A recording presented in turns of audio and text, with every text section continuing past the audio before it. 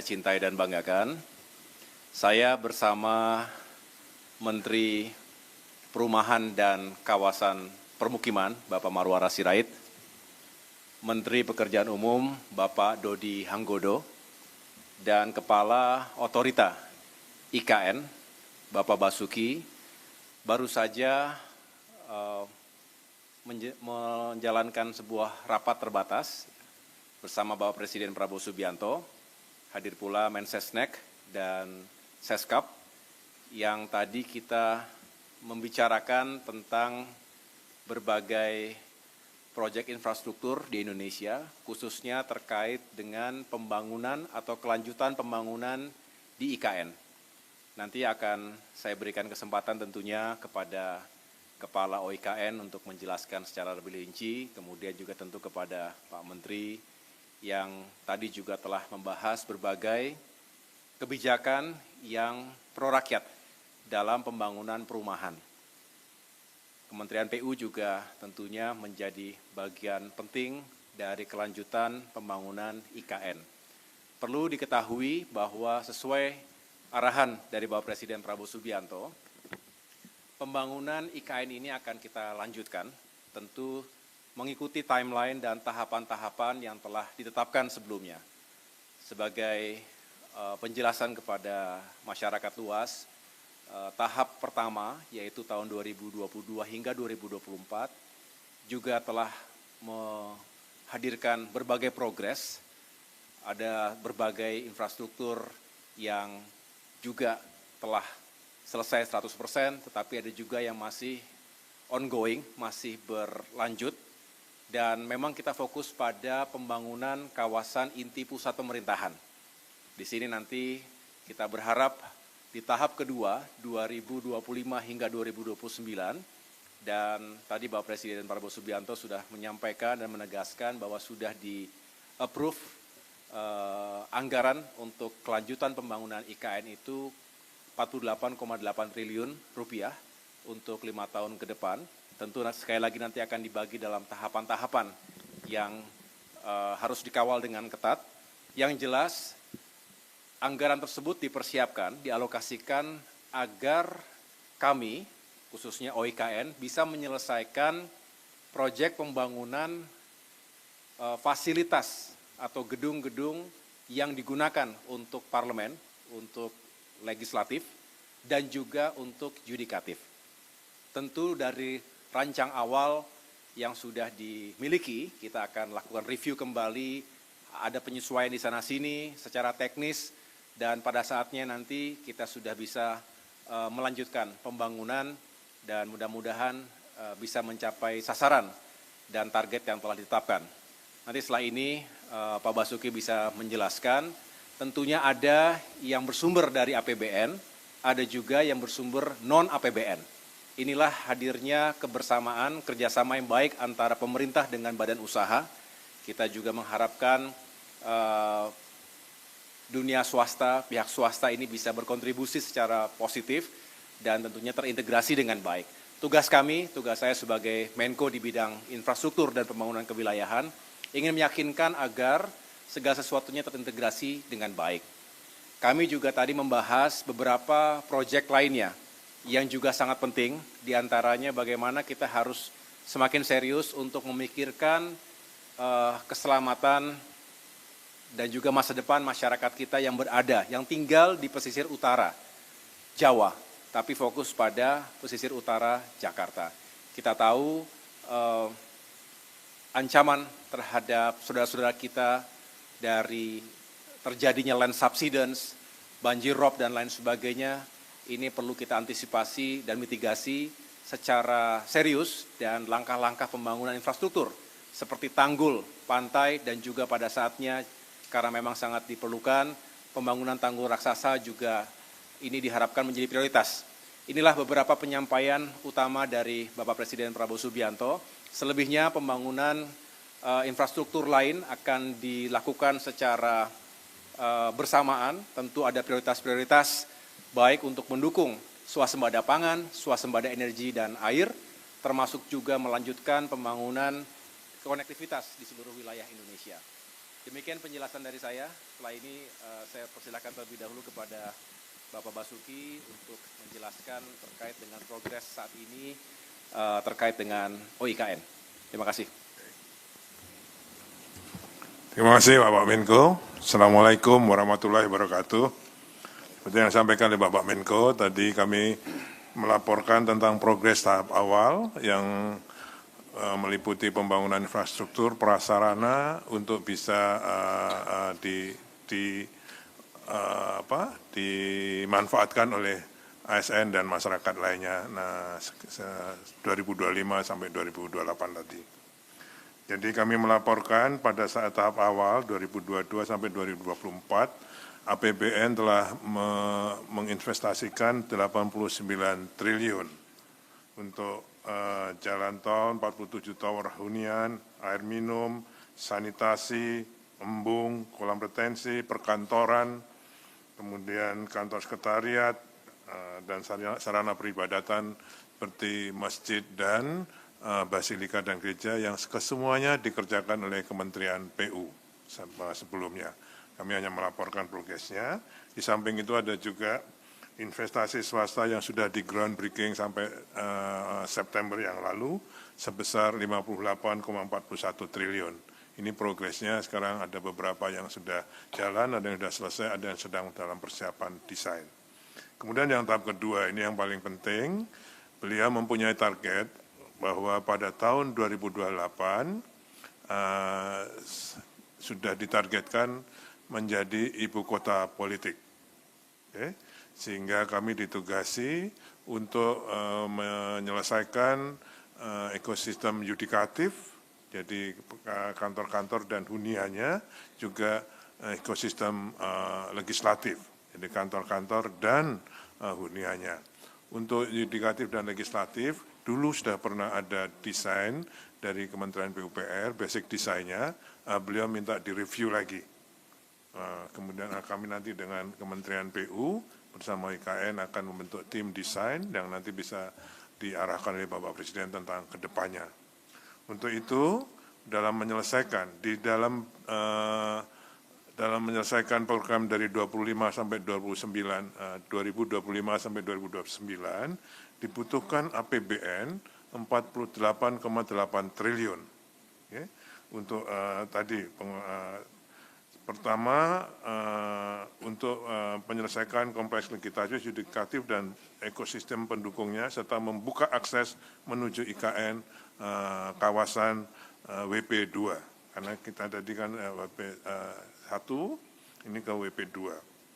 Termasuk juga dalam 48 tahun 48,8 triliun ini adalah untuk memelihara, untuk mengelola prasarana dan sarana yang sudah diselesaikan pada tahap awal tadi. Jadi dari Kementerian PU dan Kementerian Perumahan sekarang menyerahkan pada OIKN untuk kami kelola dan kami pelihara. Itu dari APBN. 48,8 triliun tadi Bapak Presiden sudah setuju untuk dialokasikan di OIKN untuk menyelesaikan tadi.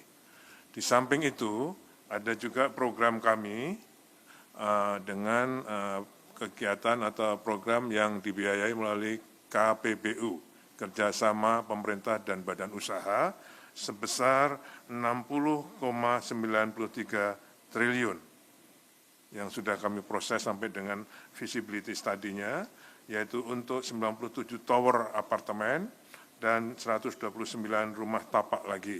Okay. Kemudian juga untuk 6 proyek KPBU lagi untuk pembangunan jalan dan multi utility tunnel sepanjang 138,6 km di kawasan KIPP itu. Ya, sama ini yang dikerjakan kan baru sebagian, ini akan kami lanjutkan yang baru dengan KPBU. Oke. Kemudian juga 1 KPBU lagi untuk pembangkit listrik tenaga surya, yang sekarang sudah ada 50 MW yang kemarin sudah diresmikan oleh Bapak Presiden.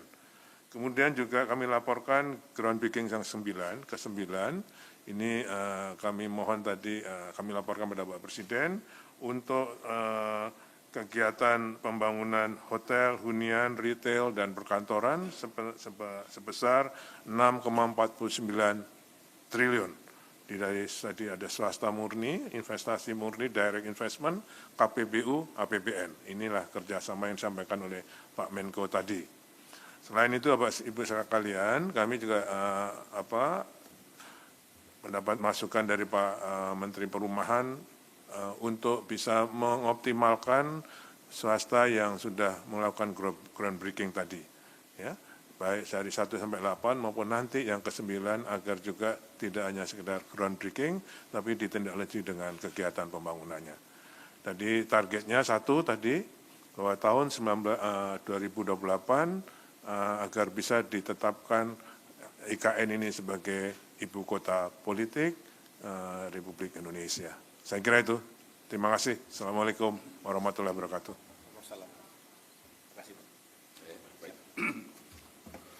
Terima kasih Pak Menko yang saya hormati Bapak Menteri PU dan juga Bapak Ketua IKN, Bapak Bas.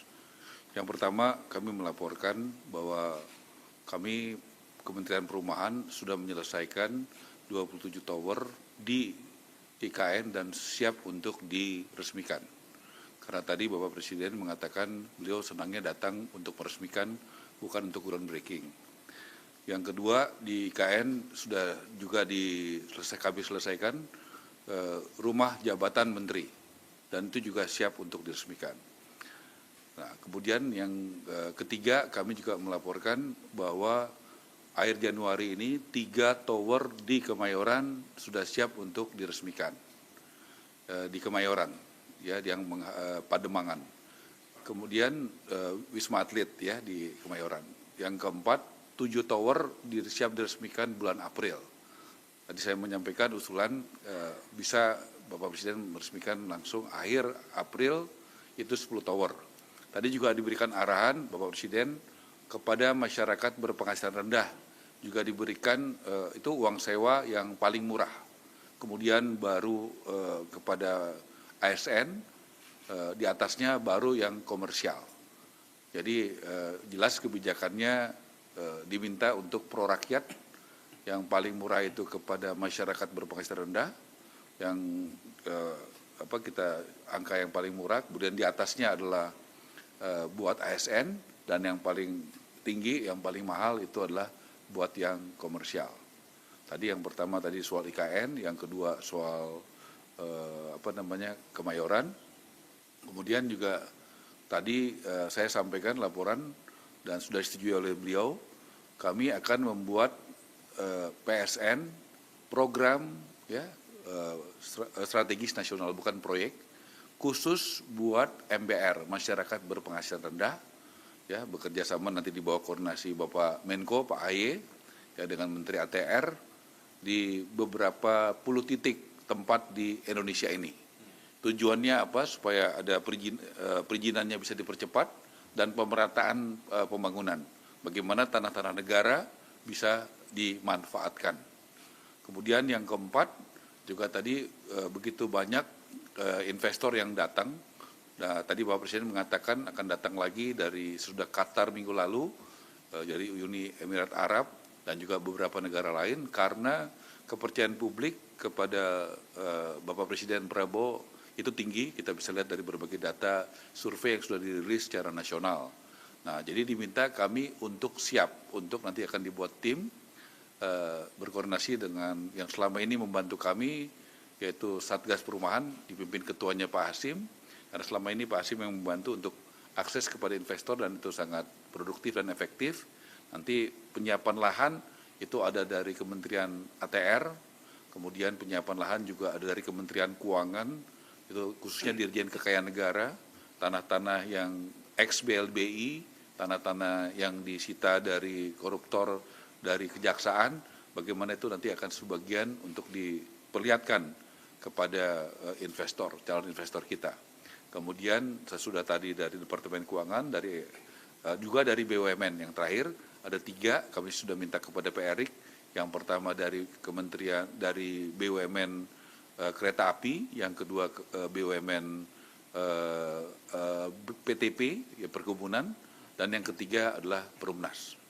Yang keempat, tadi saya sudah melaporkan kebijakan Presiden Prabowo yang pro rakyat. dan Presiden meminta diumumkan kepada publik secara terbuka sekarang.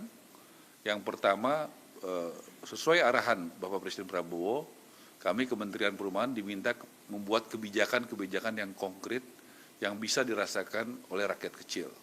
Nomor satu, ya bersama dengan Pak Dodi, Menteri PU, dibantu dan Mbak Mendagri, kita sudah bisa membuat SKB 3 menteri dan sudah ditindaklanjuti oleh sekitar 180 kepala daerah membuat peraturan kepala daerah untuk PBG itu 0%, 0 rupiah bagi MBR.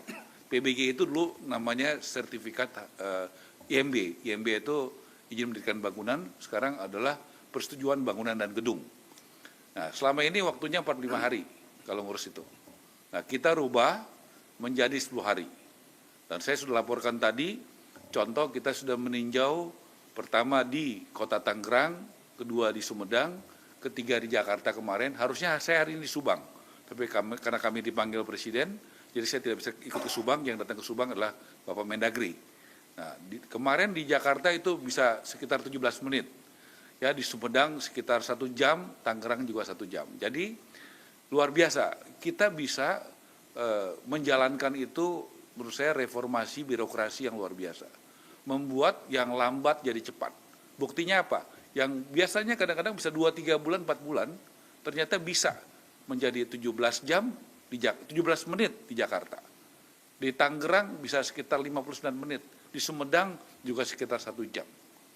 Jadi ini membuktikan bahwa kita ada perubahan mindset, tapi bukan hanya mindset, tapi tindakan nyata dalam melayani publik. Yang kedua, bagaimana BPHTB, ya, itu biaya atas tanah dan bangunan biasanya itu 5%, ya, atas arahan Presiden menjadi 0%. Jadi tidak bayar, gratis, dan itu buat rakyat kecil. Yang ketiga itu PPN. PPN itu 2 miliar ke bawah, 0, jadi gratis. Jadi tadi sampaikan ini waktunya buat rakyat membangun rumah. Karena dulu nggak ada kebijakan ini. Dulu nggak ada kebijakan yang BPHTB-nya 0, kemudian PBG-nya 0. Dan waktunya dari 45 hari jadi 10 hari secara rata-rata, tapi beberapa daerah bisa 17 menit. Jadi itu saya diminta mengumumkan, dan tolong Bapak-Bapak sampaikan kepada masyarakat, ibu-ibu, ya, adik-adik wartawan, supaya ini tersosialisasikan secara masif bahwa sudah ada kebijakan di bidang perumahan atas arahan Presiden Prabowo yang sangat pro rakyat. Dan jangan salah ya, kalau yang masyarakat berpenghasilan menengah atas bayar. Ini hanya untuk masyarakat berpenghasilan rendah. Ya, kriterianya salah satunya penghasilannya 8 juta ke bawah. Jadi ini jelas kebijakan yang pro rakyat, terutama rakyat kecil. Terima kasih. Cukup? Mungkin ada yang silakan. Ya, izin bertanya Pak, dari Bisnis Indonesia terkait dengan dampak anggaran IKN yang juga cukup menurun signifikan ya Pak ya, lebih dari 250 triliun dari 2004 ke 2025, dampaknya ke pembangunan IKN ke depannya seperti apa? Apakah akan memperlambat, apakah atau enggak? Dan untuk investasi IKN tahun ini ditargetkan berapa ya Pak? Dan rencana groundbreaking sejumlah proyek baru ini kira-kira pastinya jadinya kapan ya Pak? Terima kasih. Kalau tentang anggaran IKN, tadi yang sudah disetujui kan usulan kami 48,8 triliun untuk menyelesaikan tadi pengelolaan prasarana yang sudah dibangun dan yudikatif dan eksekutif, legislatif. Okay? Nah, untuk itu di DIPA murni kita yang awal ada 6,3 triliun, tapi untuk tahun pertama dalam menyelesaikan yudikatif dan legislatif dan pendukung lainnya, kami membutuhkan 8,1 triliun tambahan. Sehingga pada tahun 2025 ini akan ada sekitar 15 triliun di IKN. Saya kira ini buat kami cukup karena sesuai dengan rencana kami, semua akan kami selesaikan pada 2-3 tahun ke depan dengan 48,8 triliun tadi. Terima kasih. Terima kasih, boleh Pak? Yang tadi soal. Tadi kita diskusi panjang soal bagaimana peranan swasta di IKN. Karena yang groundbreaking banyak, tetapi yang membangun sedikit.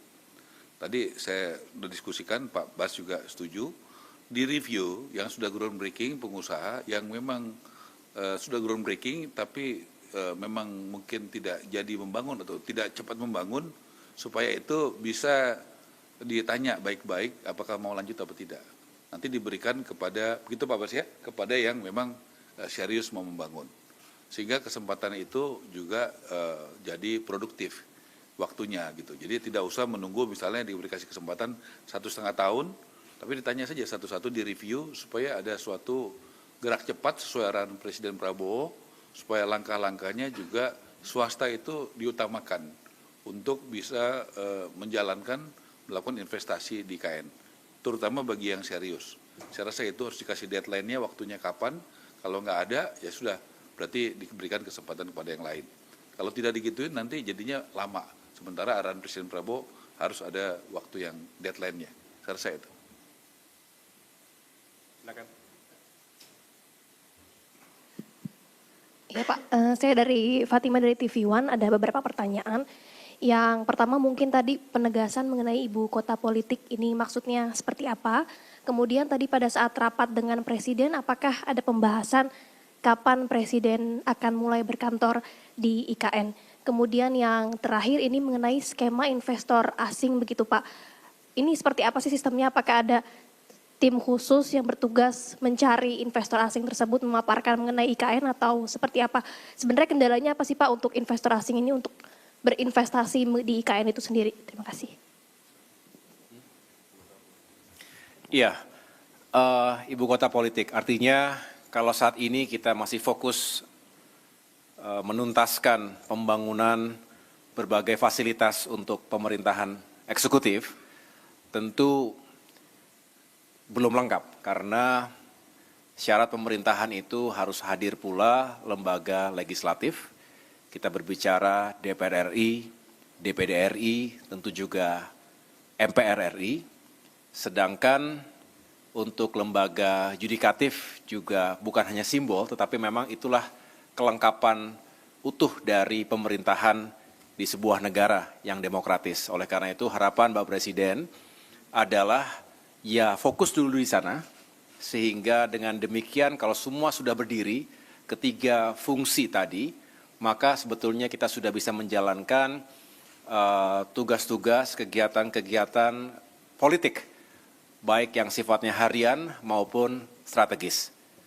Saya persilakan kepada investor. Oke, yang investor. Kalau yang saya kira kalau untuk yang investor, saya kira marketing sudah jalan sejak dulu, Pak Jokowi dan semuanya saya kira sudah berjalan untuk memarketingi gitu ya, memarketingi IKN. Nah ini banyak juga sudah yang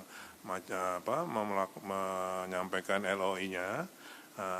Ini sekarang dengan lebih yakinnya bahwa pemerintah ini akan melanjutkan IKN, saya kira sekarang sudah banyak. Citadel ini bentar lagi untuk dari Malaysia juga sudah masuk ya. Jadi saya kira Taman Safari juga akan membangun Taman Safari di IKN. Jadi sudah banyak yang sudah mulai masuk ya.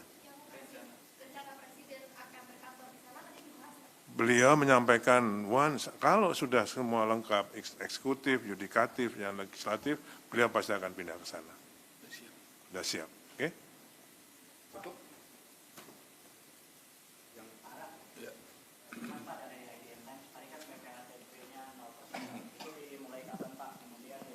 Ya, lalu saya jawab aja. Ada batas maksimal transaksinya nggak Pak? Kalau misalkan dapat PPHTB 0% itu berapa Pak? Jadi itu kan SKB 3 Menteri, Bapak Menteri PU yang membantu dan Pak Mendagri. Yang menjalankan itu adalah kepala daerah tingkat 2, ya, wali kota dan bupati. Memang di situ saya melihat bupati wali kota memiliki kenegarawanan. Kenapa? Karena itu mengurangi PAD mereka. Tapi dari diskusi kita sampaikan bahwa masa PAD ngambilnya dari masyarakat berpenghasilan rendah, kan begitu. Justru harusnya kan dibantu, kan gitu Pak, ya. Jadi PAD itu kan penghasilan asli daerah. Nah selama ini salah satunya dari situ. Nah toh pemerintah kabupaten kota kan juga tujuannya mensejahterakan rakyatnya. Jadi tadi saya katakan sudah 180-an datanya dari Pak Mendagri ya. Kemarin kebetulan kami datang ke Jakarta. Yang 17 menit kemarin tuh Jakarta, Pak. Nah, di situ juga kami melihat sendiri bagaimana kemarin ada Perumnas, ada 2 orang yang bisa berproses cepat. Jadi begitu perkadanya ada, kan mesti ada payung hukumnya. SKB, kemudian perkada, peraturan kepala daerah. Tentu kita dorong, tadi juga sudah saya sampaikan, mudah-mudahan bisa segera selesai. Februari ini semuanya kami akan undang Bapak Presiden untuk bisa ya menghadiri, itu ya apakah bentuk Zoom atau apa, supaya bisa menyaksikan bagaimana proses pelayanan publik itu luar biasa Pak berubahnya. Dari 45 hari jadi 10 hari. Bahkan kita sebenarnya mintanya cuma 10 hari aja. Tetapi beberapa daerah bisa lebih cepat lagi. Contoh tadi Tangerang sejam, Sumedang kurang lebih sejam, Jakarta 17 menit. Hari ini di Subang, Pak. Gitu. Itu ya. Oke, udah cukup Makasih ya. Ya, makasih semuanya.